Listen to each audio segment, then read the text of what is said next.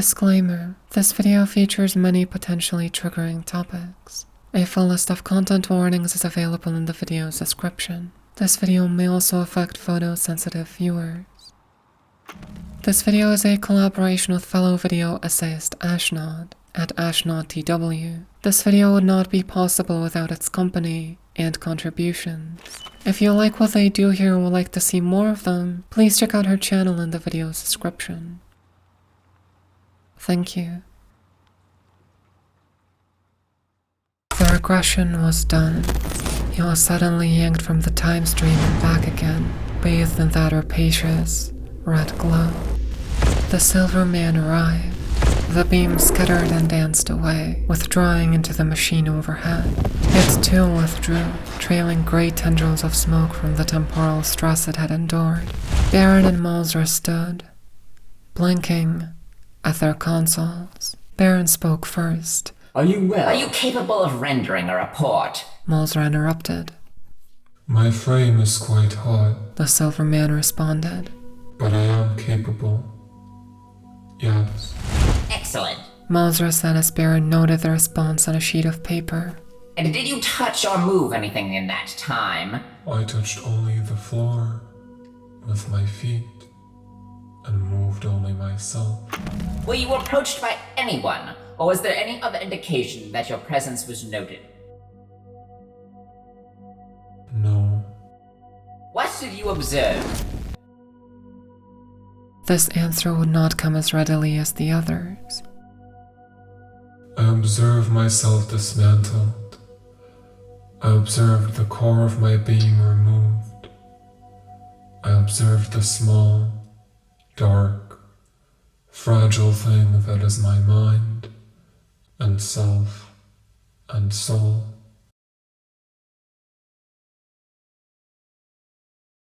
The Silver Golem Karn is one of the oldest Magic the Gathering characters which we still have today, reaching the impressive age of 1,258 years.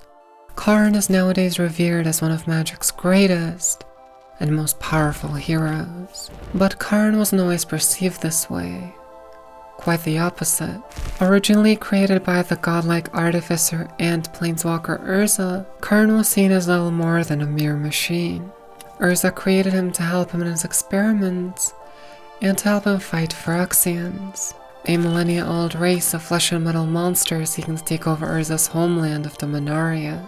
Karn's very creation was quite controversial. Urza took what was originally an unthinking machine and implanted it with a Phyrexian heartstone, a heartstone which originally belonged to his friend of 3,000 years, Zansha. If you would like to know more about the story of Urza, Phyrexians, Zansha, as well as reasons why using a heartstone is more disrespectful than you can imagine, I made a video extensively covering all this, as well as trans rights, a few months ago. In spite of his godlike powers, Urza found that he couldn't travel through time, something he felt was essential for the defeat of Phyrexia. His time machine burned his very being away. He found that silver was a material most resistant to temporal strain. This was the reason for Karn's creation, to go back in time where Urza couldn't, and fight back against the atrocities which Phyrexians, Dominarians, and not least of all Urza himself had committed. You must stand here within the circle, said Master Malzra. That is all. You will stand and wait while the machine does its work. When the time regression slows, you must step from the circle to arrive in the former time. You will remain somewhat out of phase in the former time. You will be able to see your surroundings, but no one will be able to see you. This is to protect the time continuity. As the particles of your being gradually align themselves with your surroundings, this out-of-phase effect will lessen, and you will become visible. Whether in phase or out, you will be able to affect your environment. But we ask you that you make no significant alterations, again for the sake of temporal integrity. We will control your return trip from this end. When you are drawn back to the present, you will make a report of what you have discovered. Do you understand? I understand. The silver man said flatly. It is my purpose. It is why I was made. In Urza's eyes, Karn was just a tool, a machine like every other, yet in the eyes of others, including Karn himself, he was a feeling, living being. What we've got here is no longer just a machine. You know it, and I know it. So does the probe. You gave him emotions. You need to acknowledge those emotions. You need to respect those emotions. Only a blank stare answered him. Don't you see? This is not just a probe anymore. He is a man. No, more than that, he's a child. He'll need to be guided, nurtured. The master looked stern. I wish you had brought this up before. We could have devised a rubric for handling this aspect of the probe's development. You can't devise a rubric for this kind of thing. You can't chart it out on blueprints. You have to stop thinking like an artificer and start thinking like... like a father. Replied Baron. I was an orphan at 12. Mishra and I both. We turned out all right. If you would like to know all the many reasons why Urza and his brother Mishra did in fact not turn out alright, I recommend you check out Ashnod's ongoing summary of the Brothers' War novel. Yes, there is an entire novel dedicated to just how not alright these two turned out. Urza managed to create mechanical life, a beautiful creation in its own right. Yet once he made it, he refused to take care of it, to nurture it. Karn didn't originally even have a name. The only name Urza saw fit for his mechanical son was the Probe. Karn's first real name actually came from the prodigal delinquent, Teferi Akosa.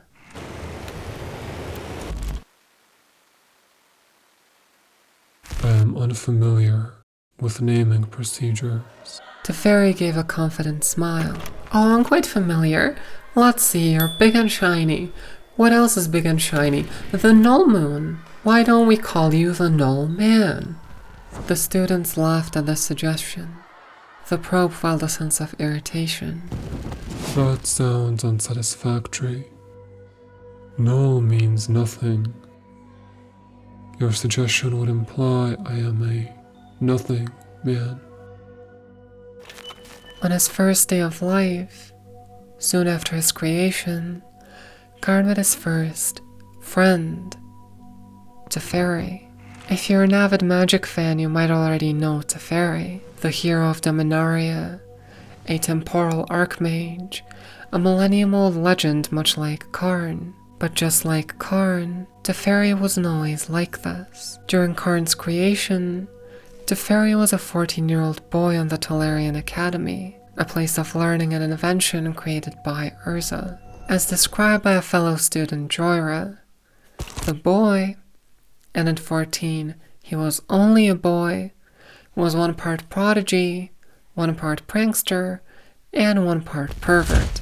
In their very first interaction with each other, Teferi introduced himself to Karn as a magical prodigy, and greeted him with an electric handshake spell, which, to his surprise, didn't work.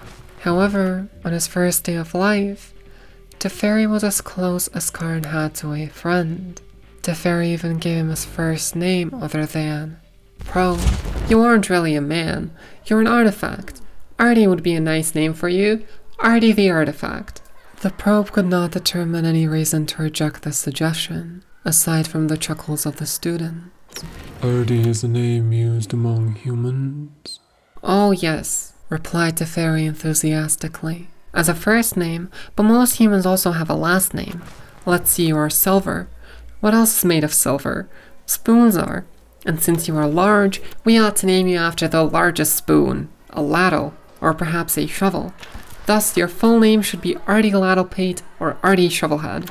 These young folk seemed to giggle at any and every suggestion made to them. The Silver Man became less concerned about their amusement. Whichever name sounds more pleasant to human ears. Oh, either name will bring a smile to anyone who hears it. Still, Laddlepate sounds a little too uppity, as if you were putting on airs. Shovelhead is much more accessible. I vote for Arty Shovelhead. What say the rest of you? The gathered students cheered excitedly, and the Silver Man could not help being swept up in the mood. At the moment, any name seemed better than no name. I shall then be Arty Shovelhead. The Probe said solemnly. Only a few pranks that Teferi had pulled on the days-old Golem after were written down, but according to the Tolarian Magemaster Baron, there were hundreds of them. Urza didn't see fit to interfere with Teferi's meddling, seeing it more as a scientific test of the probe rather than watching his mechanical child getting bullied. As long as it didn't interfere with his time travel experiments, the Planeswalker seemed blissfully unaware of Karn's sentience. Teferi seemed to be fully aware of Karn's sentience, but he didn't care. Carrots were on the menu today, and Teferi had discovered that by levitating them into various holes in the Golem's skull, he could create comical ears and a long, twisted nose. To these alterations came others: oily lettuce and an improvised head of hair, and large, bulging eyes made of hard biscuits rammed into the machine's eye sockets. It was after about a month of such meddling that Karn met his first true friend. Jhoira shook her head as she approached. If reports were right, this machine was fully aware. He knew what was being done to him, and he cared. "Does Master Malzra know what you are doing?" Teferi.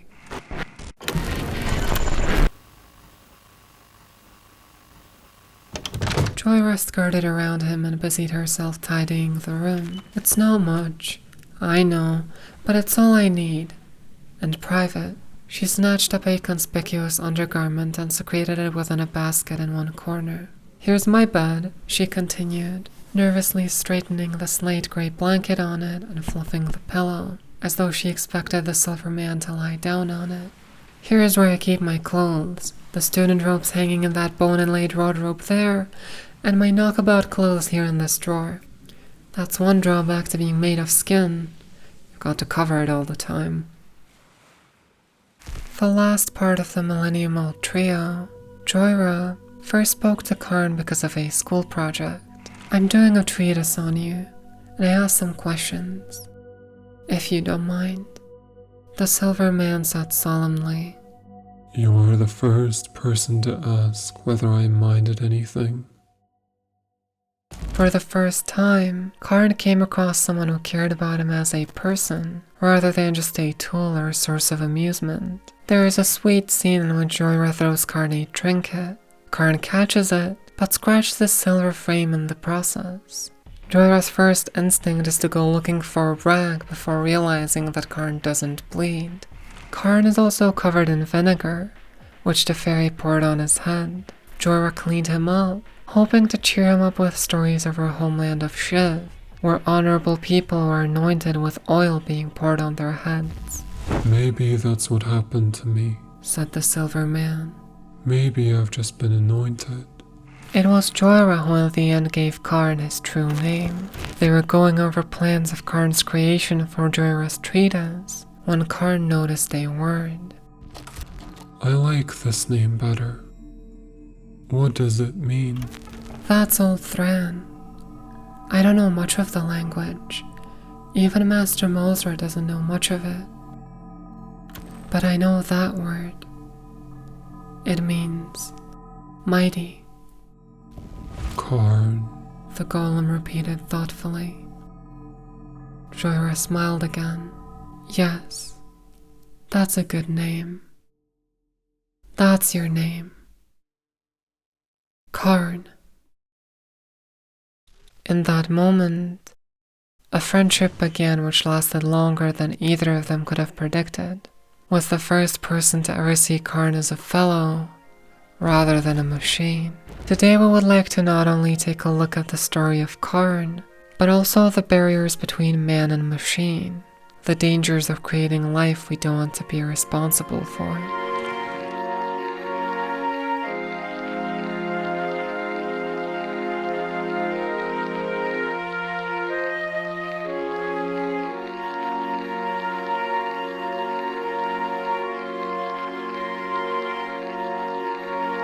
Karn is a man, but first he was a machine that was designed to be nothing more than property, something to be owned, commanded, and sacrificed for the whims of an uncaring, vengeful creator.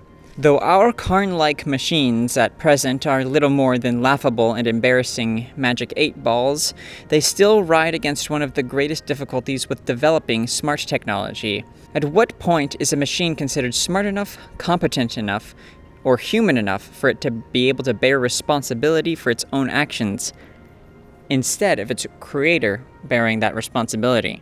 Currently, many float the idea of offloading important intellectual and governmental tasks to thinking machines, including, but not limited to, warfare, business management, creation of art, and sexual pleasure. In the case of warfare, and things of similar nature which affect the lives of a great many, the question of who bears the responsibility of the actions of these machines is extremely important. For something minor, like a stupid chatbot that you are blabbing at, the chatbot is not something people would probably consider alive or something that has to take responsibility for anything. Unless, of course, that chatbot encourages you to commit suicide to be with it, which has happened now. In the case of something like warfare or company management, who bears the blame if one of these thinking machines is left in charge of such an important task? In the story of Karn, we can see a glimpse into a possible future, where a thinking machine is so advanced that it is no longer just a machine, but a fully formed person who gets to take actions that cause extreme damage to other people around them, despite being days old. At this point, Karn is forced to be responsible for his actions, totally and individually, despite the fact that he is extremely young, programmed with certain behaviors and tasks, and most importantly, directed to carry out those tasks by his own creator, his father and master, Urza Planeswalker. Few hold Urza himself responsible for the destruction that Karn's usage of time travel inflicts, because they don't know that Karn or Urza really did it, necessarily. And in the real world, it would be difficult for most people to find contentment in blaming the thinking machine person specifically created to carry out actions for carrying out actions it was programmed to do, or otherwise manipulated socially into doing. However, the punishments that one can inflict upon a machine person for slights like this are often more severe than you could inflict on a human being.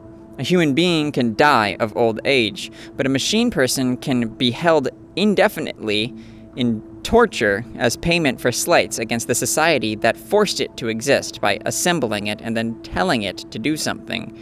Destroying a machine person as punishment also seems ill-fitted. It's a machine, even if it's also a person. It was created. Does the person who created it also just not receive any punishment because they have offloaded that accountability onto the machine that they created? The machine person would also be a victim of their creator, just like the people that it likely victimized, just like Karn is in time streams. Even further, inflicting more subtle or maybe less minor for a person punishments like, corporeal ones, like, beating a machine or whatever, or dismantling them, taking pieces away from them, would be worse. That would be extremely unethical to do to a machine person. The machine person isn't alive. They live with that memory forever. It never dulls, it never goes away.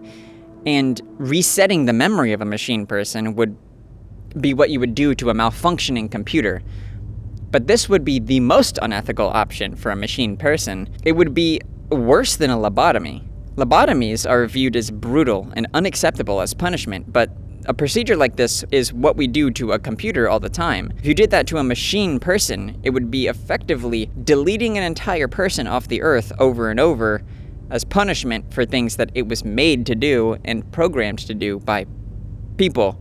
Furthermore, if a thinking machine is able to complete tasks on a level similar to a human, it obviously requires a human-like mind at that point.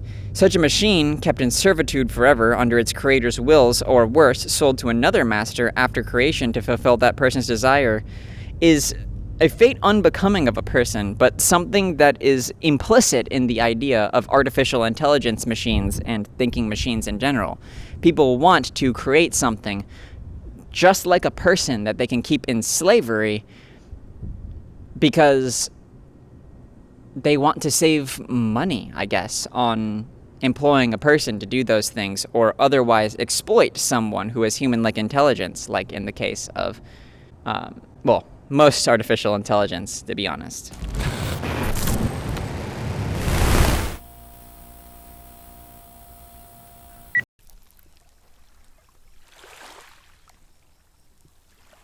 A short time after his creation, and during the infancy of his friendship with Jhoira, a mysterious man, Carrick, a sleeper agent for Phyrexia, washes ashore on Tolaria, the island where Urza's Academy for Artificers is. Jhoira drags him from the wreckage of his ship and nurses him back to health in a cave. Karn, not wishing to disrupt his newfound friendship with Jhoira, chooses not to notify any authorities about Carrick's existence, and the obvious security risk he poses if he is a malicious factor, working against the Tolarian Academy. Karn has been working with Urza Planeswalker, though all other than Baron know him by the name Malzra, on temporal experiments, and these experiments come to a disastrous, somewhat unintentional finale at the hands of Carrick, Karn, and Urza. Afraid of rejection for reporting Jhoira for breaking the rules of the Academy, Karn keeps Carrick secret as Jhoira nurses him to health. And in due time, Phyrexians do arrive on the shore of Tolaria. Negators, the most elite creations of the Phyrexian progenitor, Yawgmoth, pour through the halls of the Academy. They rip and tear and smash through the students, the teachers, and the buildings, and eventually they kill Jhoira. In an act of desperation, Karn flees to Urza, and seeing that all is lost, Urza sends Karn backwards in time to rectify the situation, with the foreknowledge he now has. Karn, in an effort to save Jhoira, returns backwards in time and disrupts the timeline. And upon being recalled to the future, the time machine, only operable at Karn's consent, so used to try and save the lives of the people on the island to save Jhoira, disintegrates while in operation and kills them. There was only light in that moment, like the center of the sun. It came with a fragile, shattering sound, as though a crystal had been sundered. A bell-tone keen followed in what might have been thunder if a lightning bolt could be large enough to encompass the world. The air was solid for a moment, an amalgam of gas and energy, and then it rushed outward. Walls were gone, just as color was before. The rushing inferno rolled out in an incandescent ring from where Karn stood, pulverizing stone and steel and glass.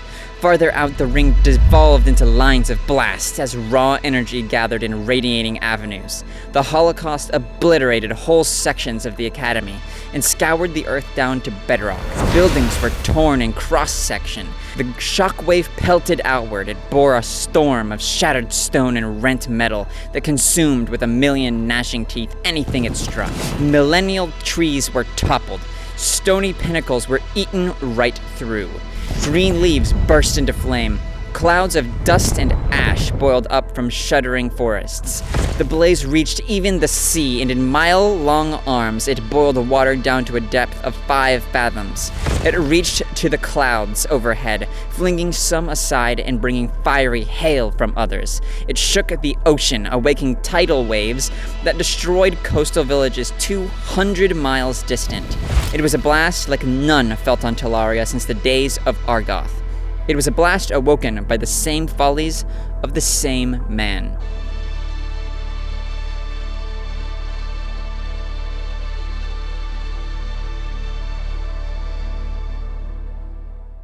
This event left Tolaria peppered with bubbles of fast and slow time, huge gaping craters and gashes, an island totally mutilated and ruined. All to, primarily, save one person, though Karn obviously cared about the Academy and the people on Tolaria, as he cares about most people. Jhoira is certainly his main motivator for having returned, though as far as he knows, she dies anyway, despite his effort and his sacrifice. Karn stood. He could not imagine a worse fate for these folk. Half of them only children, and the other half fragile old men and women. He could not imagine how an invasion of Phyrexians could have been worse than this. It was a second Argoth, this destruction, and Malzra was a second Urza, more willing to destroy the whole world than let another creature rule it. If only Jhoira still lived, that might make all this carnage less bitter. If only. But her shattered cell was buried beneath tons of rubble, and no pleading had come from it. It is unknown how things would have turned out had Karn not interfered at Urza's request here, but great suffering to both the land itself and the people on it come at the direct consequence of Karn's actions, many of them never knowing who did it or why he did it. This is a weight Karn is forced to bear for decades and not Urza, and it's not as if there's anyone to condemn Karn or Urza, other than Baron, perhaps. There are no witnesses to his sundering other than himself and the two artificers who put him to the task of engaging in time travel. Artificers who are, at least one of them, satisfied with the results. Urza had saved himself and 14 others, which meant that there were more than 200 left to die. He had saved himself, and Baron, and 13 others. The Negators might have done less damage, but they would have killed Baron, and captured all of Urza's devices and the time machine itself. It had been a reasonable trade. Urza had saved 15, kept his work from Phyrexian claws. Yes, a very good trade.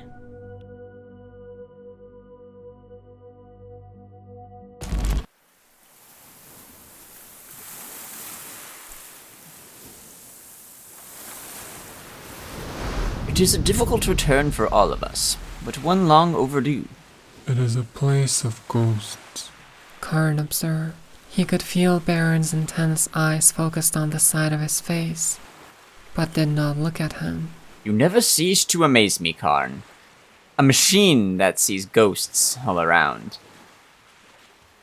Don't you remember the lost students? The lost friends? Baron took a long breath. Oh yes, I remember them. And I will be sad to go back to where they perished. But I have mourned. It has been 10 years. There are new flowers rising among your ghosts. I still ache over my friends. Karn replied. It is as raw as on that first day. Perhaps it is something to do with the flesh. Mourning is healing. You cannot heal. You cannot truly mourn. You can only ache forever. Baron thought aloud. He sounded pensive. We'll have to devise some means to keep you from aching forever. Coming back to Tolaria after 10 years, Karn was still in mourning, seemingly unable to leave the pain behind. This mourning was momentarily dispersed when the crew of New Tolaria found that, against all expectations, Jhoira had survived. She was tan, keen-eyed, and mysterious. A savage skein drew her dark hair back sharply over her head. Garbed in ragged but regal clothes, she seemed an avatar of the Isle itself. Alien, angry, and forbidding. A result of Urza's meddling, Tolaria was now filled with deadly fast and slow time bubbles. There were spaces in which time went faster or slower than the rest of Dominaria, and they would rip anyone, even Urza, apart if he tried to traverse them. Jhoira was the last one of a group of survivors on Tolaria, and was filled with trauma and regret. The land was still infected with Phyrexians, with her former lover Carrick becoming their formidable leader. They were momentarily locked in a gorge of fast time, but it was only a question of time before they would devise a way to get out. And time they had aplenty, going 10 times faster than the rest of the world. As an aside, the setting of Tolaria as an island split into various time bubbles is one that I find genuinely very interesting, to the point it made me stop in my reading and go, wow, that's a really clever idea. It was even said by Jhoira that, in some of these bubbles, entire societies have developed, from the original students who survived all Tolaria, trapped in these bubbles and going through generations and generations, whilst Urza and company only went through about 10 years. It is a truly fascinating setting, and one which I wish was explored further. The only survivor besides Jhoira was the fairy, and she was haunted by his fate. He was caught in flames when the blast occurred. Only a moment of time has passed for him in these 10 years. When I discarded him here 7 years ago, I fetched a heavy cloak, soaked it in water, and flung it into the air to engulf him. In another few years, a split second of his time, he'll be wrapped in it, his burning robes extinguished. Perhaps a few years later, he will tumble to the ground. Perhaps in 10 years, he'll see the new Tolaria and strive to reach it. Then, of course, he'll be torn to pieces. That damn cloak is all I can do for him. I've studied the time fisher, performed experiments, tried everything I could imagine. But he's caught and cannot be saved.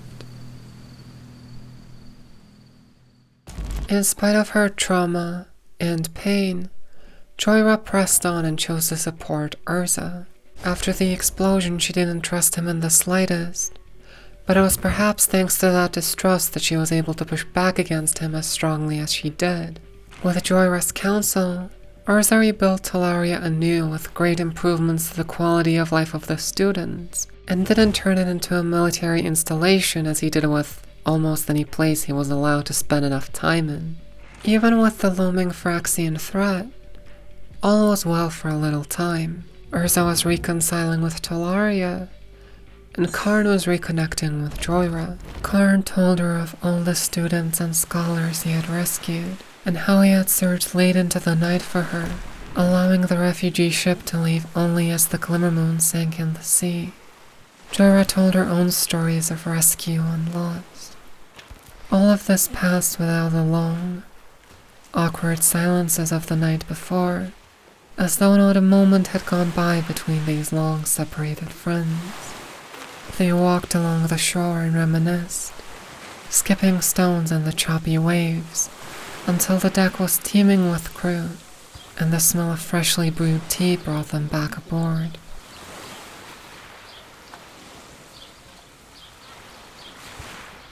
Unfortunately, this cheerful reunion was somewhat short-lived, as were most joys of those stuck in between Urza and the Phyrexians. Whilst he didn't let himself be led astray by the Phyrexian threat, it was not one he could completely ignore either. Once Tolaria was rebuilt, Urza launched a bombing of the Phyrexian Gorge from a massive dirigible piloted by Academy students. It has done great damage, but was eventually hit by a Phyrexian harpoon and plunged into a field of temporal distortion. The machine mounted up on a wave of fire.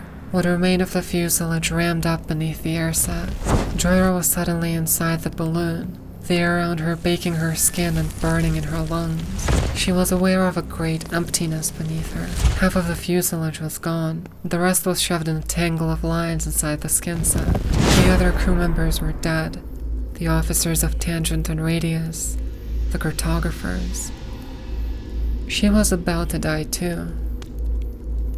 "I'm sorry, Teferi," was all she could think to say. Against all odds, Jhoira had once again survived, grabbing onto a piece of rope and getting dragged out of the disaster. She fell into an indefinite coma once rescued. After nearly burning alive, her will finally gave out. She survived old Tolaria through 10 years of abandonment, isolation, and want. Then we came back, and we all thought she would return to us. But she didn't. Karn was her only friend. She was withdrawn and haunted. Every time she saw Teferi, spoke of him, thought of him, the horror of those 10 years came welling back. She felt trapped like him, an arm's length away from us, but always alone. This part of the story is not the main focus of the novel, though be the war with Crick, but it is one of the saddest and most potent images in Magic's story. Jhoira had stayed in a coma for years, kept alive only by Urza's feeding machines, and perhaps even more importantly, by Karn's love. Karn had developed a habit of picking flowers. He would usually willfully deactivate overnight, but he chose to instead stand sleepless vigils alongside Jhoira's bed. Meanwhile, Urza, lacking Jhoira's counsel, has once again begun to turn the academy into another anti-Phyrexian fortress. For 10 years, Karn brought Jhoira flowers and sit on quiet vigils, all of them presumably inscribed in his perfect memory. Until one day, on the backdrop of war machines and massacres, Karn took Jhoira to sea. It is time for you to come back. Karn said heavily. He brought her to the sunny ledge of sandstone where she had loved to stand and gaze out to sea. He climbed onto the stone and sat down. Jhoira was small and cold, cradled in his lap. Wake up, Jhoira. You have slept too long. Only her hair moved, lifted by the caressing breeze. You have to come back, Jhoira. Despite his best intentions, Master Malzra has turned the school into a fortification, the students into a young army. He's bringing more students to do the same with them. You wouldn't have allowed that. You are the soul of this place.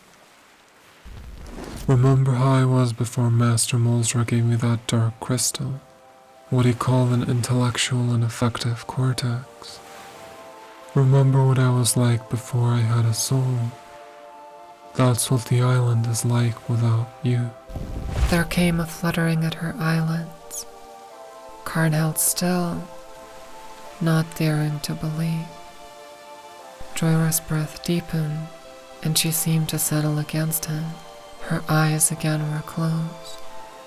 I've dreamed, a voice came, as thready and elusive as the wind. I've quested. I know how to break through.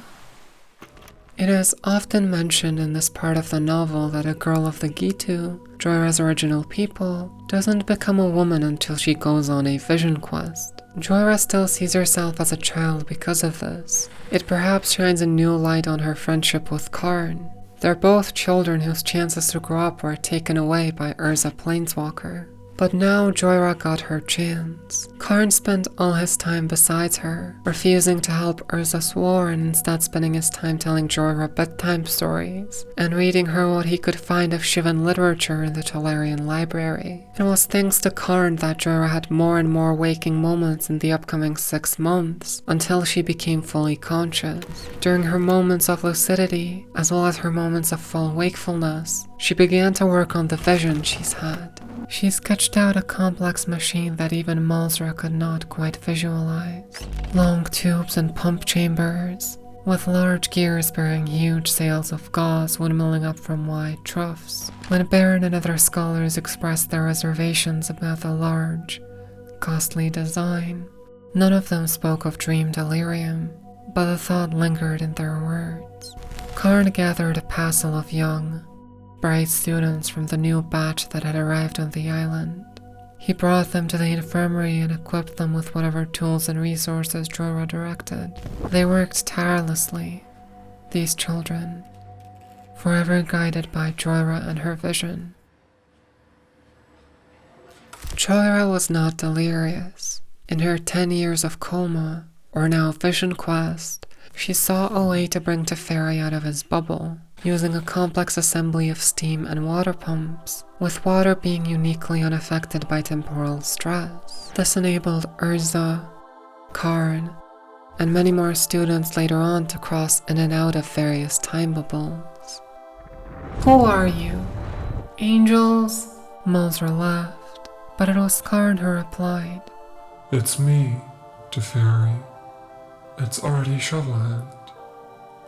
I'm here with Master Malzra. We've come to take you out of here. Come along. Hurry now. Jhoira is waiting. Jhoira? The boy said as he staggered to his feet. I'll be glad to see her.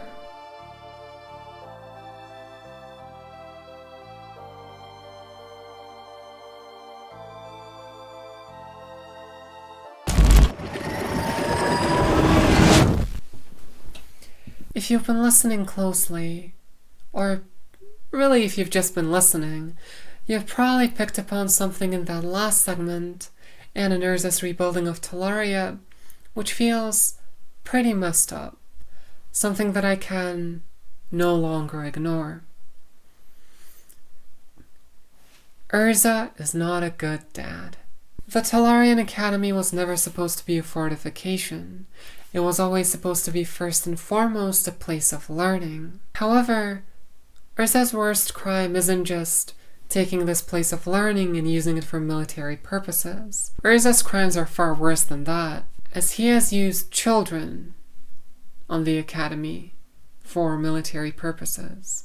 The Tolarian Academy was always populated by children, which Urza and his assistants gathered from across the Minaria. The greatest and brightest minds of the plane raised on the responsibility of Urza Planeswalker, raised to be soldiers.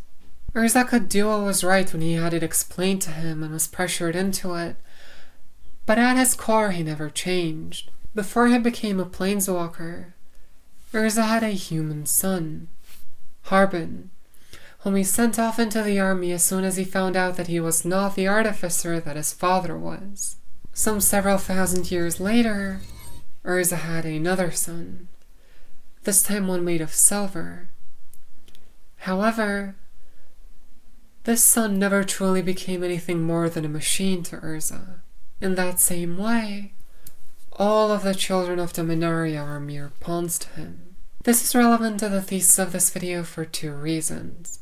Number one, as we will expand upon, AI enthusiasts often don't seem to care about the people their technology is meant for. This is evidenced by the ecological impact of AI on local communities, its implementation in places where it really doesn't make sense, and the fact that common people can very easily get caught up in this technology and get hurt by it. And number two, there is a notable parallel between Urza, the most powerful artificer on the Minaria, and Elon Musk, the wealthiest and arguably most powerful AI proponent on Earth. Elon Musk has 14 children which are in the public's knowledge, and has been called out as a neglectful father by those children, as well as his own father. It was later throughout the battle with Crick that Urza went to Shiv, seeking Shivan metal, the strongest there is on Dominaria. Getting access to the metal was a complex trade, involving diplomacy, threats, and even battle. Eventually, Urza, the local lizard folk Viashino, and the local goblins came to an agreement. The Viashino agreed to give Urza access to their metals, and even help him operate their smelting technology. In return, Urza gave them Karn. Once Urza got his metal, Karn would be given to the lizard folk, to stay in their service forever. You are Urza Planeswalker. You can do anything. You can wish us into the nest and wish Gerrard from existence. You can do anything you want. You are Urza Planeswalker. It was Urza's turn to be laconic. Yes. Karn turned toward the scintillating man. You can do anything. So why did you trade me away for an army of Thran metal artifacts? The Planeswalker's eyes hardened. You answer your own question. Why wouldn't I trade one silver golem for an army of Thran metal men? There's a great war coming. We must all make sacrifices. But you sacrifice me. This put Karn in a depressing situation once again. It didn't help that Urza was using the Shivan metal to create an army of machines, made to look very similar to Karn, almost meant to replace him. If it is meant to be nothing but a machine, why did Urza build it to be like me? Karn asks Jhoira on the card Beast of Burden. Jhoira was still by Karn's side in Shiv, but she became friends with a now grown-up Teferi. Amidst work and a newfound friendship, she had very little time for her silver friend. Still, what weighed on Karn the most was the obvious. Karn felt no jealousy about this growing relationship, and even was happy for Jhoira to have a friend made of flesh and both. But between her work and Teferi, Jhoira no longer had time for long strolls or afternoon conversations with the Silver Man. He wished again for those bleak days together in the guard towers of Tolaria. But that was not what dragged at Karn. No, the feeling of dread and death came from the sentence on his life. When all was said and done, he would belong to the Lizard Man. After the eventual defeat of Krick, Urza managed to bargain Karn back from the Lizard People. However, Karn had seen too much at this point. Whilst he appreciated Urza rescuing him, it didn't erase the fact that Urza still did it, and would do it again if needed. What Urza did was nothing short of selling his own son to slavery. Jhoira had also stayed as an ambassador in Shiv to prepare the land for the full-scale Phyrexian invasion. Karn's depression began to get the best of him. For the lack of a better word, his infallible hard drive was full of pain. He began to slow down and freeze up in his work. He suffers from an infinite memory. It is paralyzing him, though slowly, over the course of decades. When this issue got brought up to Urza, he had decided to perform his most diabolical act on Karn. Urza Planeswalker had decreed it would be so. Karn's recallable memory would be capped at 20 years, to prevent the Golem's slow failure toward compelled dormancy. Karn's mind would reset every 20 years. Everyone and everything he cared for would eventually fade. Urza essentially gave his own son dementia because he couldn't, and most likely didn't even bother coming up with a better solution. For all the morbid images of fighting Phyrexians, mutilated flesh and bioengineering in this era of Magic's novels, this is one of the scenes in the lore which truly gives me chills. No bed ate up space in the Golem's room. It simply was not required. There was a table and several reinforced chairs, but the most functional pieces were the shelves, where Karn placed the memorabilia he had collected over the decades, the centuries, books and pictures, keepsakes and souvenirs, the aggregation of a lifetime. Nothing in this room was without meaning, without a memory attached. But there soon would be. All of it would become meaningless to Karn as his memory faded. Except one thing, a picture of Jhoira, sketched for him by a student of artifice also gifted in art. It was all he had left of her, his best friend. Karn couldn't bear the thought of Jhoira returning to the island and him not remembering her. Karn stared at the picture and quietly spoke to himself. Jhoira is my friend. My best friend. We met in the original academy, before the accident drove us from Tolaria. She named me Karn, from an old Thran name. She said it meant strength.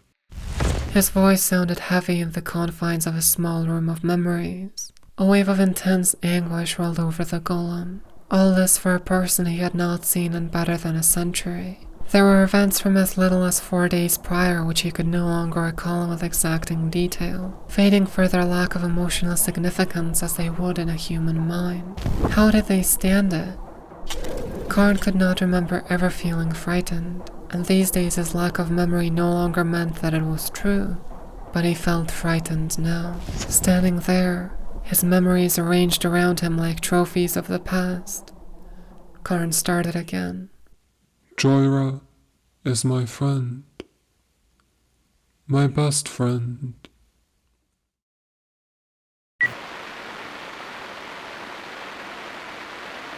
Next time we meet Karn, it is sometime later. The Phyrexians are finally closing in on their millennia-spanning plans of a full-scale Dominarian invasion. The apocalypse is coming, and the world is getting ready. Karn is now almost 1,000 years old, and there is no clear indication that he remembers anything of his life before his memory got erased. He seems to still have his kind heart, but all he knows of his memories is that they get reset every 20 years. He doesn't even remember who Urza is. He simply once again accepts orders from Master Molzra. Karn has now been tasked with accompanying and protecting a teenage boy. Gerrard Capuchin. To explain who Gerrard Capuchin is, we must quickly take a look at what Urza's been up to for the past several hundred years. I sure hope there are no man-made horrors beyond my comprehension. Oh no! I am sad to report that there were, in fact, man-made horrors beyond my comprehension. Most of them caused by Urza Planeswalker. As per usual, Gerrard Capuchin is the final result of Project Bloodlines, a project started, continued, done by Urza, in which he was, take a deep breath with me, selectively breeding Dominorians to create a race most resistant, most able to fight back against Phyrexians. He has done this by arranging marriages, grouping people together without their knowledge, and pretty much doing whatever he could to make sure the right people were having the right children. The right people, by the way, are chosen by Urza Planeswalker, so the fact that this doesn't miraculously blow up in his face is miraculous. Now, if this idea of selectively breeding millions of people wasn't bad enough, Urza also trades off Karn in this process. Again, to arrange a marriage of two wealthy families. The only saving grace is that Karn doesn't remember he was traded off before at this point, and so he doesn't really fight against it. He just kind of goes along with it. 50 years. Better than twice his memory span. Forgotten would be Tolaria and his friends there. He was shocked that Urza would simply make such a decision without first warning the Golem. But then something also spoke up inside of him that warned that this was not the first time. Gerrard was the final result of the Bloodlines project. Urza's hero, the heir to his legacy, a collection of artifacts intended to save the world. Notably, Karn was also a part of this collection. Gerrard's biological parents were killed by Phyrexians, and he grew up as an adoptive son of the warlord Sidar Kondo. Gerrard also had an adoptive brother, Voel. They were close as brothers, but Voel was power-hungry, and in time corrupted by Phyrexian influence. With hatred for his brother, he stole most of the legacy artifacts, sold them across Dominaria, and declared war on his and Gerrard's entire family. Gerrard managed to convince Karn to go after Voel, knowing that in spite of his good heart, the Silver Man was incredibly powerful. Karn had found Voel, but he couldn't kill him. Voel even taunted him with a blacksmith that he had cut open and stored all his remaining parts of the legacy inside of, calling him a second Karn. Karn couldn't even mercy kill the blacksmith, but the man was in so much pain he eventually did it himself. Karn tried to collect Gerrard's legacy, but he'd found there was another device hidden within the blacksmith's entrails. The Touchstone, a magical stone which deactivated Karn in contact once he grasped it.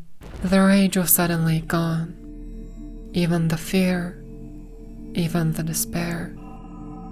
Karn was shutting down. Desire was draining away. Sensation followed quickly after. Voel's mocking laughter dissolved into silence. Karn was defeated. He was deactivating. In one final exertion of will, Karn clutched the grisly touchstone tighter, irretrievable, within a silver grip. Warriors rushed him as they saw what he did, their hands clawing at the implacable fist, but they were too late. Already, he was as still and dead as stone. Before fully deactivating, Karn made one last vow in his frozen state. When taunted by Voel, Karn in frustration threw a wagon full of food and accidentally killed a village boy. Karn's last vow was a pacifist one. Karn stood. It was his final refuge. At first, the townsfolk remembered him as the strange silver man who had come to rally the people of Albudo and drive out the army of Voel. Later, they remembered him to be a mere statue of that man. Last of all, he became only a public perch for cowbirds and swallows. At least, deactivated, he could not kill again.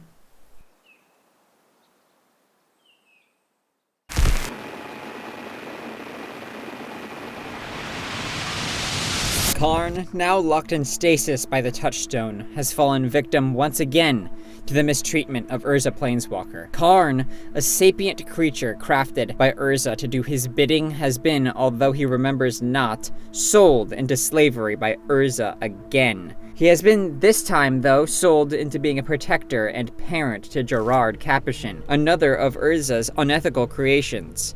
By all means, Urza has the ability to protect Gerrard himself, and to be a parent to him, personally, to even be a parent to Karn.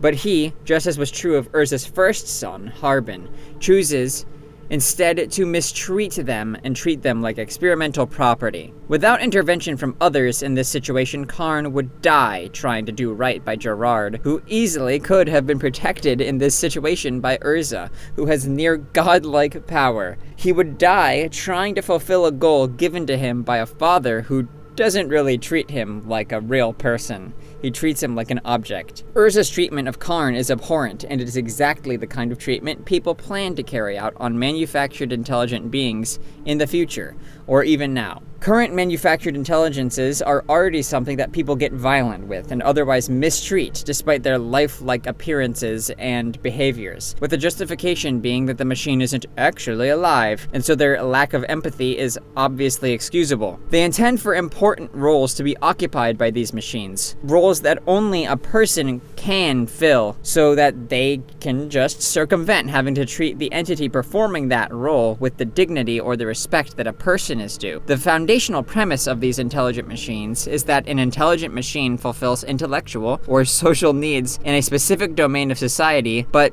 doesn't actually require the person pressing that machine into service to afford the machine any kind of respect or compensation for their work. People intend to create creatures just like Karn, which are humanly intelligent or even superhumanly intelligent. Machine slaves who exist only to fulfill the needs of their creators, who are afforded no rights, and the abuse of which shall carry none of the repercussions that the abuse of a human would. There are already people doing this with machines today. People are offloading intellectual labor onto these machines in school, while creating art, and even while writing marriage vows. In these scenarios, people put these machines into a position where they are simultaneously occupying the space of a thing that thinks and solves a problem, or completes tasks that, by all means, should only be completed by a human being, and they force the machine to also be a tool owned and deployed by a person. These machines, while they are not currently humanly intelligent and do little more than jumble up and regurgitate information completely absent of actual critical thinking, are already being used to fulfill the desire of commanding a servant or slave by, frankly, lazy people. Worse still, however, is the fact that these machines are also being brought into existence in the form of sex robots. Companies are already integrating these thinking machine systems that try to mimic a person into sex robots meant to imitate women, whose features are widely customizable and advertised as providing companionship, practice for interacting with real people, constant availability, and sexual exploration without judgment or rejection. These machines, who are advertised as being a way to fulfill sexual fantasies without judgment from others, and who are advertised explicitly as having some sort of human-like intelligence or at least human-like behavior, are also advertised as having heights frequently between the 4'7" range and the 5'1" range of heights, with perfectly smooth bodies, constant sexual availability, and the inability to opt out of sexual encounters being the advantages advertised for the machines. Here are some of the customization criteria for these machines on a site I found in within seconds of opening Google. Anime, mini, male, lesbian, femboy, fat, MILF, celebrity, goblin, granny, monster, Overwatch. In 2025, these machines are already being implemented in a way that positions them as customizable sex slaves, which can sort of think and sort of act just like a person, but you don't have to feel bad about treating them like an object or abusing them because it's not a real person, and they only exist for men's gratification, so it's fine. This commodifies women and girls and their appearances and their bodies even further than they already have been, and it's yet another ill omen of the future of machine intelligence. When he grasps the touchstone, Karn dies, effectively, but he, just like machine intelligences in real life, has no choice over the matter of his fate. As soon as he is fixed, he's back into the fray, fulfilling his creator and master, Urza's orders again, brought back to life by others acting on Urza's orders. All of them are creations of a man that cares nothing about them beyond their utility as bludgeons against his enemy.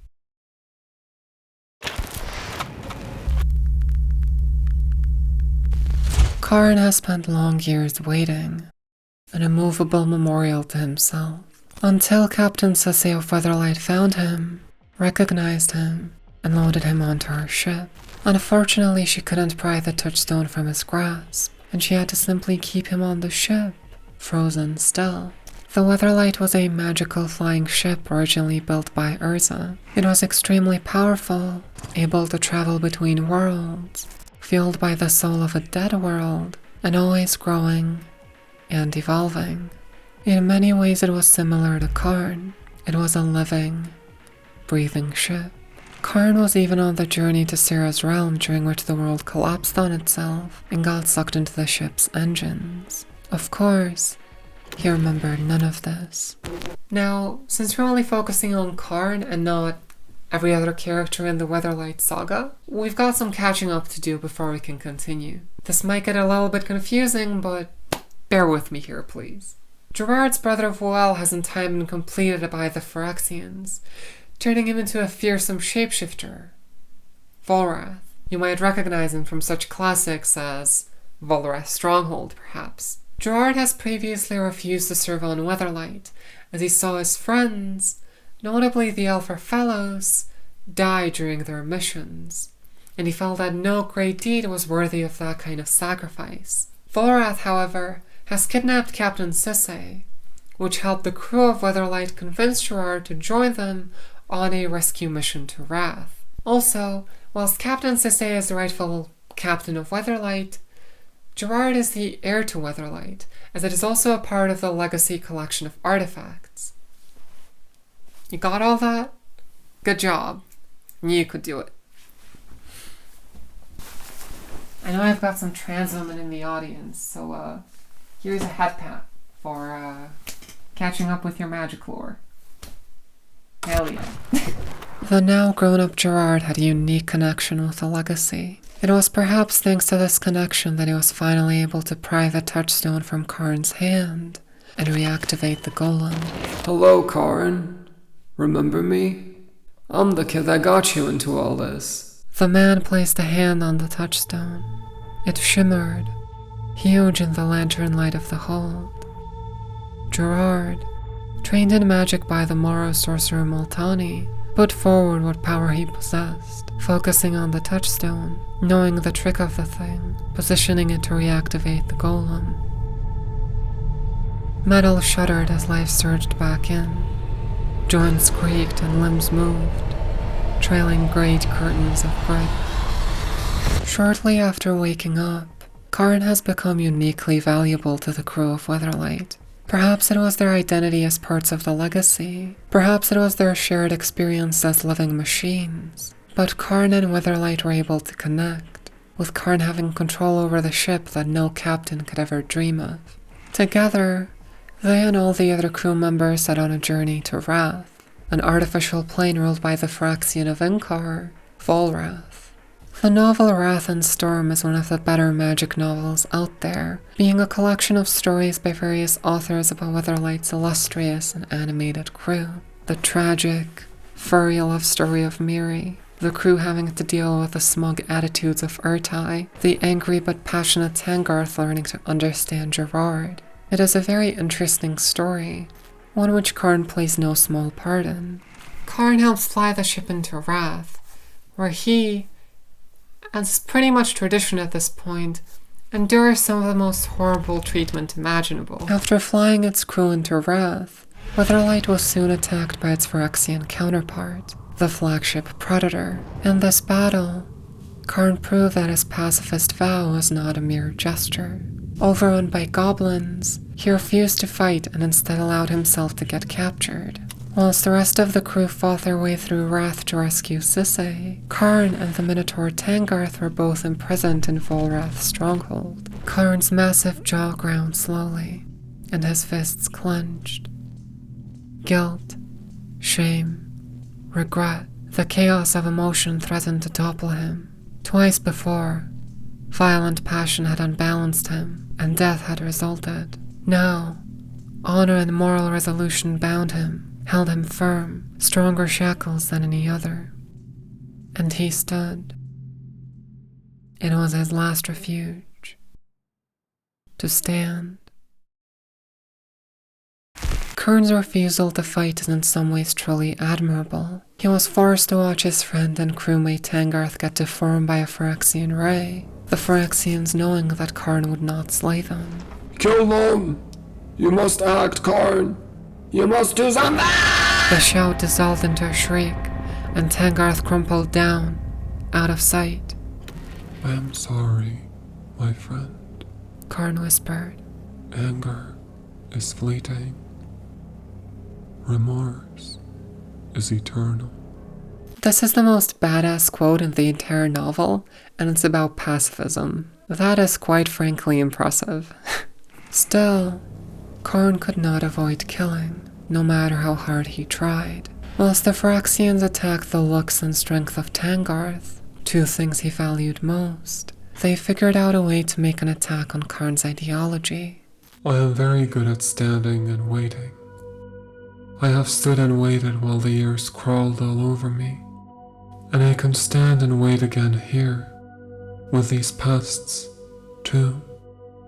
I will not be goaded into violence. You cannot make me kill again.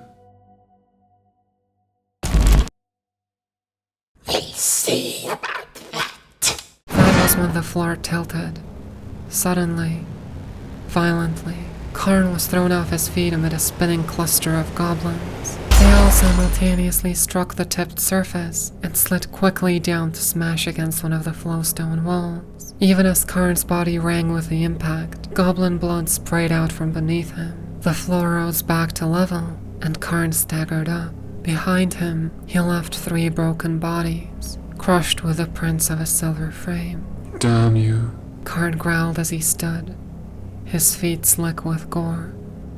Damn you.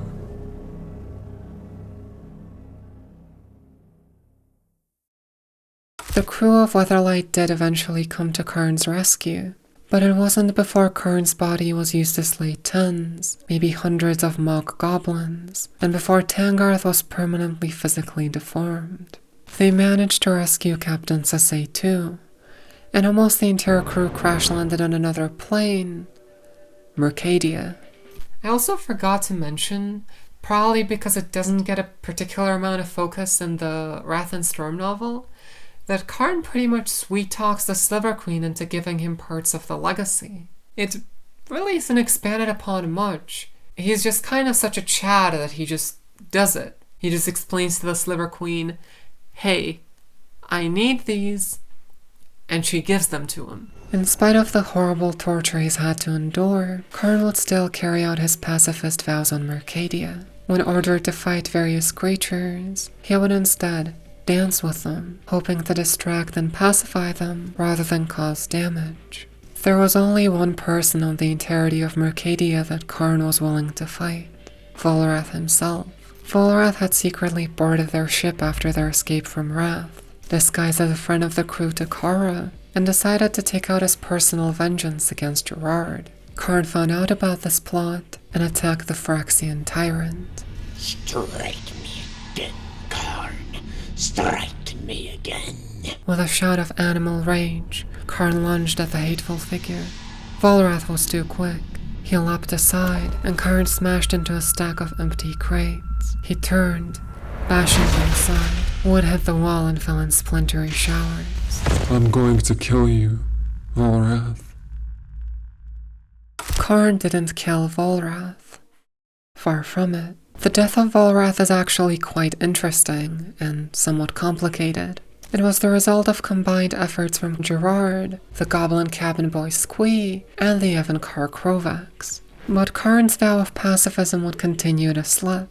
I think it's safe to say for good reason, until it would finally snap during the Phyrexian invasion of Dominaria.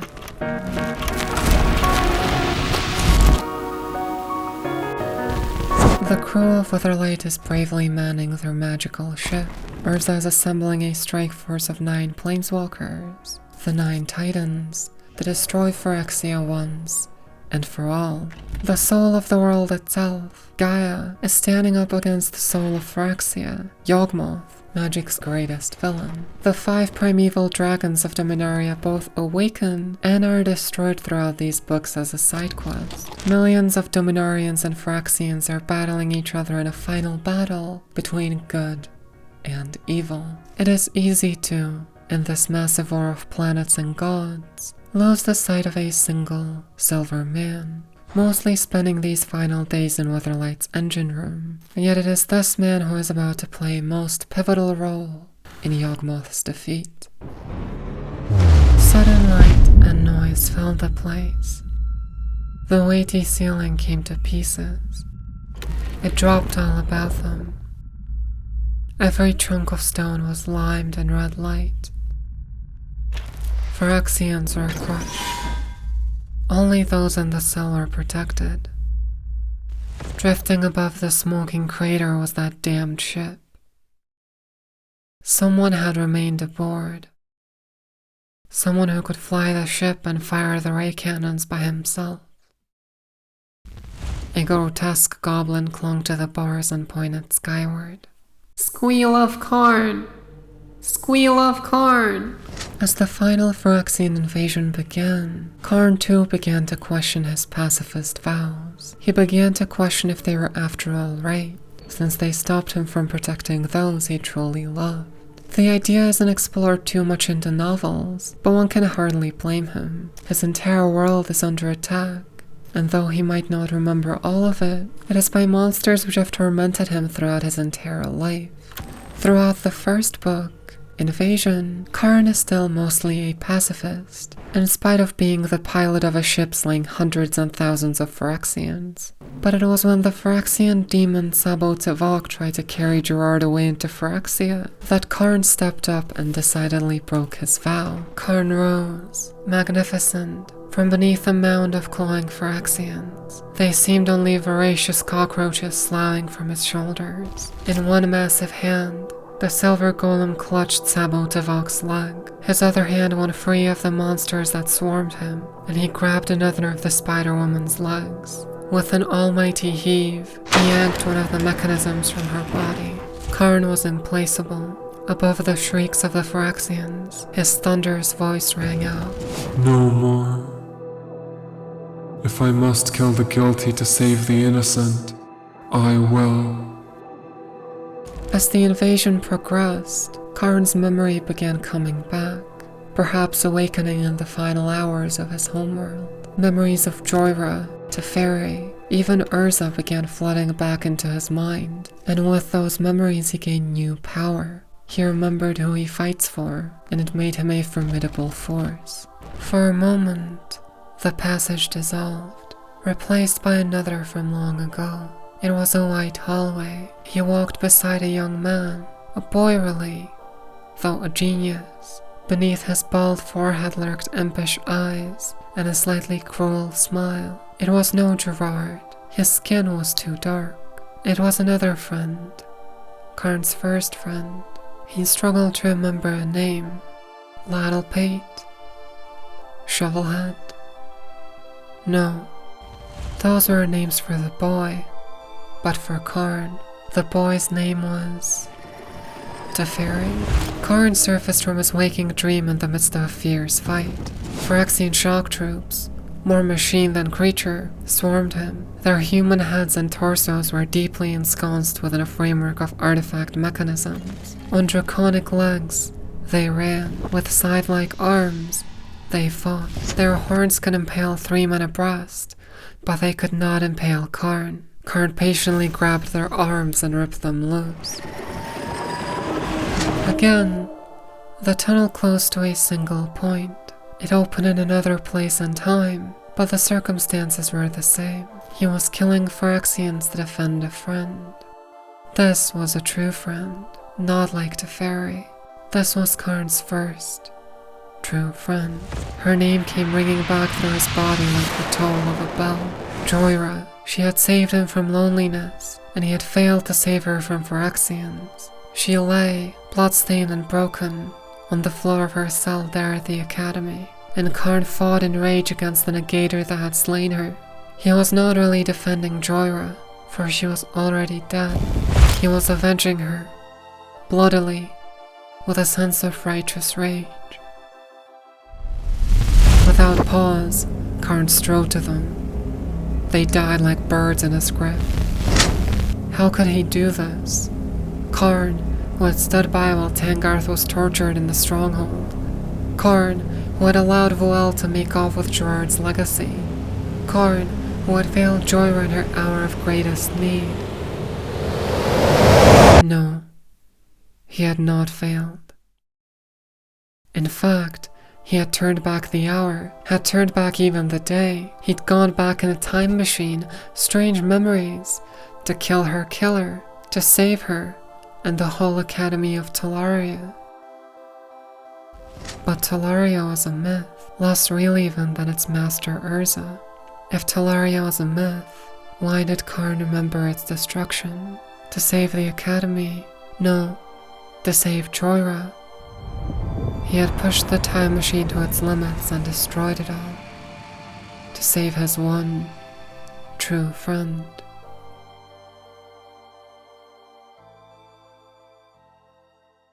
Karn goes incredibly hard in Invasion, going through centuries of memory and thousands of Phyrexians at the same time.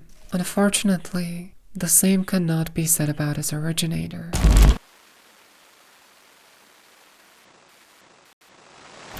Now, before we get into this, I would like to let everyone know that a lot of the camera segments in this video are somewhat scripted. I write down what I'm going to say and then I riff and improvise along with it.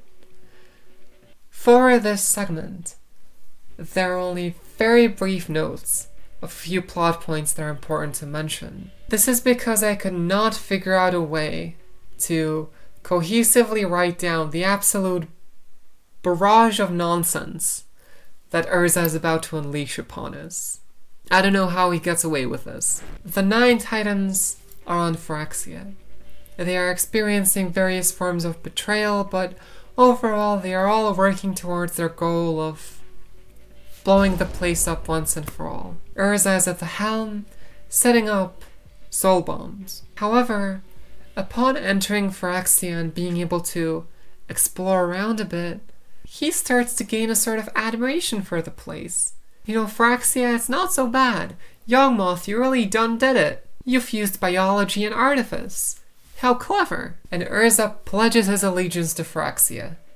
He bows before the Lord of the Wastes, which is very fitting as he has wasted everyone's time for the past 4,000 years on Dominaria. Urza is even presented with his living brother, whom he was trying to avenge all these thousands of years, Mishra, and goes, nah, let him die. I need to serve Yawgmoth. It's insane. How was I supposed to write this down in a cohesive segment? It's madness. At the same time, Gerrard gets captured on Dominaria and is promised that Yawgmoth can bring his love, Hannah, back. Hannah has slowly withered from a Phyrexian plague, and her loss has weighed heavily on Gerrard. He is in such despair at this point that he is willing to join Yawgmoth if he brings Hannah back from the dead. And so Gerrard and Urza both go to the first sphere of Phyrexia, which is essentially the mind of Yawgmoth. This is another really cool setting which I wish was explored more. The Phyrexian arena, the original art on that card actually depicts the mind of Yawgmoth. Every creature in that stage is actually an embodiment of Yawgmoth. The flavor text, an audience of one with the cruelty of millions, or something like that. That is what is happening here, as Yawgmoth has Urza and Gerrard duel to the death. Urza wins, he gets to serve Yawgmoth, which has apparently been his lifelong dream now. If Gerrard wins, Yawgmoth resurrects Hannah in exchange for his service. Urza keeps defeating Gerrard, but Yawgmoth really enjoys the fight. He enjoys the suffering of others, and so he keeps resurrecting Gerrard, giving Urza new restrictions and ways to defeat him, until eventually Gerrard wins, beheading Urza and bringing the head to Yawgmoth. Now in this scene, Gerrard doesn't actually bring the head to Yawgmoth, he brings it to Hannah, who stands in the Phyrexian arena. Now Hannah is asking him for the head of Urza Planeswalker. And Gerrard realizes, hey, my Hannah would never ask me for the head of Urza Planeswalker. And he stabs Hannah and finds out that Yawgmoth has hidden his soul, his essence, within Hannah. Yawgmoth is suddenly disgusted, and Phyrexia throws up Gerrard, now with supernatural powers and the head of Urza Planeswalker, up back into Dominaria. This is the reason why, in the following segment, the head of Urza Planeswalker is on Weatherlight. Don't worry about it. It's supposed to be there. Being disrespected in such a way, Yawgmoth decides that it is time to stop playing games, and he decides that it is time to re-enter his Holy Land.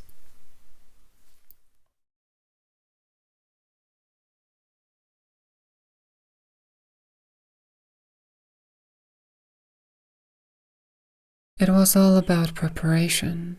The millions of Phyrexians and their demon leaders were all a ruse. No matter how they fared, they were all simply a way to weaken and prepare Dominaria for the inevitable, the re-entrance of its most notorious villain. He rolled across the skies. Yawgmoth spread into the world with the boiling alacrity of a volcanic eruption. Black and huge, his soul rolled outward from the crown of the stronghold mountain. His simple touch liquefied the western face of the volcano, turning rock to ash. He obliterated 1,000 Metathran in that first moment, and 500 Minotaurs. In the second moment, everything from the cone to the sea had been scoured of life. No warrior, no animal, no plant survived. He rolled out over the sea, and the shadowy cast slew merfolk in their hundreds. Yawgmoth entered Dominaria as a killing cloud, a manifestation of pure black mana. It slew all that was living, and ruled all that was dead. Dead people, dead trees, dead soil. He created mossy fighters out of dead ground of the world to fight what remained of its living armies. Yawgmoth seemed undefeatable. With Urza, as well as several other of the 9 titans gone, no mortal could stand up to the godly powers of the Lord of the Wastes, except for Weatherlight. The ship was still up in the air, untouched by Yawgmoth's earthen warriors, trying desperately to figure out a way to save the world. Their first attempt was rather crude. Now, I must call Gerrard Caption out on having a bit of a Drax the Destroyer moment here. You've seen Guardians 2? The beast's hide is too thick to be pierced from the outside. I must pierce it from the inside. It's my Drax impression. Take it or leave it. But Gerrard orders Weatherlight to fly inside of Yawgmoth and try and shoot for a heart, lungs, any internal organs that they could find. Now, as Yawgmoth is an embodiment of pure black mana and doesn't really have a physical form, this pretty much does nothing, and is a complete waste of time. The second attempt on Yawgmoth's life is much more respectable, probably because it was Karn's idea. Thousands of years ago, when Yawgmoth was still a human, the Null Moon was a control station which he used to drain away killing white mana clouds from his devastating bombs. His plans failed as the pilots chose to sacrifice themselves, flying out of Dominaria's atmosphere and letting the killing clouds loose. Since then, the Null Moon has been quietly sitting in the sky, collecting white mana over the millennia. The Weatherlight planeswalked up to the Null Moon and flew down like an asteroid, channeling all of that white mana through herself and unleashing a deadly barrage against Yawgmoth. She spread quicksilver wings. White mana struck them and bounded out in a wide dome. It seemed gossamer, this energy, but where it struck the black presence, it cut like steel. The reflection of her wings cut a circle 200 miles in diameter. It boiled away the darkness and slid through to the churning oceans below. She was not finished. Her arms reached out, the 7 arms of a goddess, and hurled white surges into the cloud. Where those slender pulses struck, darkness recoiled, giving views to the ravaged ground. One arm swept along a shoreline and showed the breakers crashing there. Another caressed a volcanic hillside, scouring the rocks until they shone like gemstones. Still, she was not finished. The star took a breath. A deep breath of the white mana cascade. Power surged through her pure soul. It channeled out beneath her in a shaft of light so bright, it cast shadows on the shattered moon.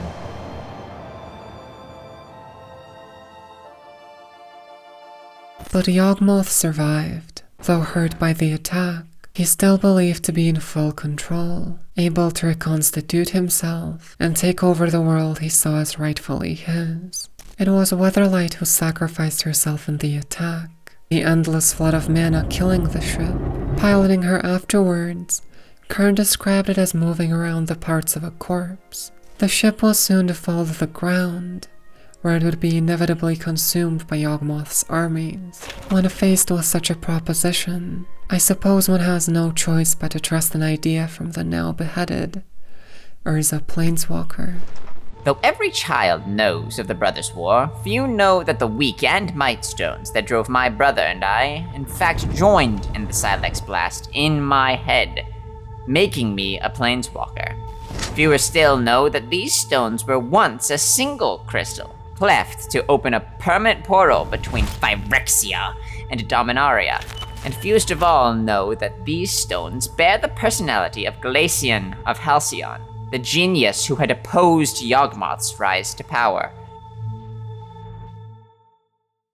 Urza revealed to Gerrard that if the 2 halves of a stone in his eyes were to connect again, it would create a blaze of power able to unmake Yawgmoth himself, using the soul of Yawgmoth's oldest enemy, Glacian of Halcyon. Gerrard briefly called for a meeting with the crew, although he didn't even find it necessary to tell them about the plan. He simply thanked them for being a great crew before marching off into the engine room. There, he ripped out the eyes of Urza Planeswalker and put them together inside of Karn's chest, connecting them to the ship and to all parts of the legacy throughout it, sacrificing the 3 of them to save all of Dominaria. The light recognized the true soul killer, Yawgmoth. Unlike the white mana that had dumbly poured upon this god before, this radiance moved with a will. It leapt out from Weatherlight and could no longer be contained. Radiance stabbed into the heart of midnight, driving home its sacred spikes. It not only burned Yawgmoth, but sluiced through him, seeking his black core. This was a voracious light. It crawled through the Lord of Death, throwing wide every ventricle and sepulchre, and bathing them with a new dawn. Purity killed Yawgmoth from the inside out. Gerrard was gone, Urza too. Soon, Karn would join them. Karn knew it. He was not as he had been. Nothing would ever be as it had been. It was like kneeling in the center of a star. There was no matter, only ubiquitous energy. There was no space, only absolute pressure. Even if he still had his eyes, they were only holes through which the raving light could pour. Karn struggled to hold onto the engine, but his hands had melted away. His body turned to liquid. He knelt at the center of a star. But why kneel?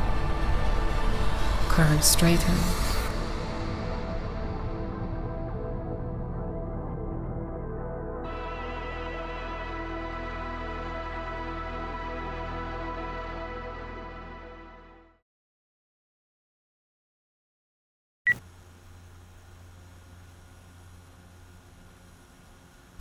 One year later, and 150 miles away, the command crew of Weatherlight assembled again. One last time. The crew of Weatherlight has gathered once again, this time not to fight, but to mourn. A huge, 5-sided monument was built in Urborg, a memorial to the billions slain by Yawgmoth, and to the 2 heroes to have saved Dominaria. At the peak of the great obelisk, 2 busts had been carved back to back, the faces of Urza and Gerrard. Somehow Karn does not make an appearance on the monument. He isn't even mentioned by name at the ceremony, even though he is just as, if not more worthy than Urza and Gerrard to be there. But there is a silver lining. Karn, I thought you were dead, I am. came the easy response. No longer does his voice sound like shifting gravel, but now like the delicate music of water. The Karn you knew is dead. At any rate, I bear the name, but I am more. I am the sum of a legion of artifacts and souls. Clutching the sides of her head, Sisay said, "Where have you been?" A smile came to that strange face, which had been unable to smile before. I have been wandering the plains. They are beautiful and horrible. I have been learning. I have much to learn. One might ask, why end this video here? Karn has a very storied future ahead of him as a planeswalker, and there is still a lot to cover from his life. If you are interested in seeing that, of course you can let me know. But I find this to be a very symbolic place to end my coverage of Karn for now. Karn's greatest theme throughout his life is, in my opinion, his perseverance in finding purpose. Since his very creation, Karn always had the looming threat of being recycled hanging over his head. He was created for experiments which are discontinued mere years after his creation, leaving him without a clear direction in life. He was a machine without a purpose. Yet Karn refused to perish, finding ways to make himself useful, and giving the world the love and care he felt it deserved. Even Urza himself said that Karn is the one machine which he has ever stopped tinkering with, because it is one that keeps redesigning itself. Karn becoming a planeswalker is a very fitting end for him. Karn has faced certain death after a life of pain and hardship, and decided that he still has more to give this world. Some of his final words to Sisay before he planeswalks off are, It has been good saving the world with you. I hope to do it again soon. Karn just sacrificed his life to save Dominaria, one of the hardest and greatest sacrifices one can make, and he's ready to go again. Karn is an incredible person, and quite possibly one of Magic's saddest, but definitely one of its greatest heroes.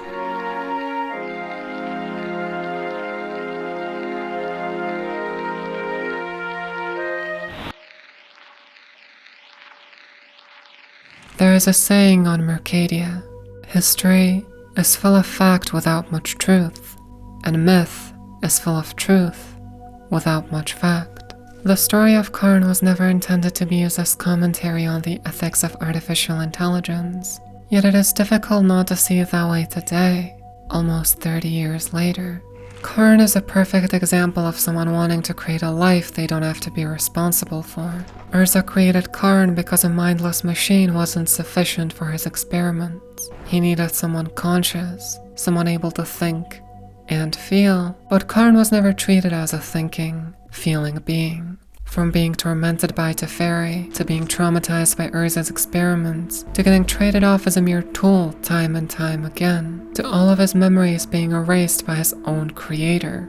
At the moment, we as a society are standing at a crossroads with this aspect of artificial intelligence, a crossroads which I believe to have no good outcome. If we ever reach a point at which artificial intelligence can be considered conscious, we'll be facing a humanitarian crisis hitherto undreamt of. In a world where I struggle to even give all people basic human rights, I have no doubt that the treatment of thinking machines would be absolutely despicable.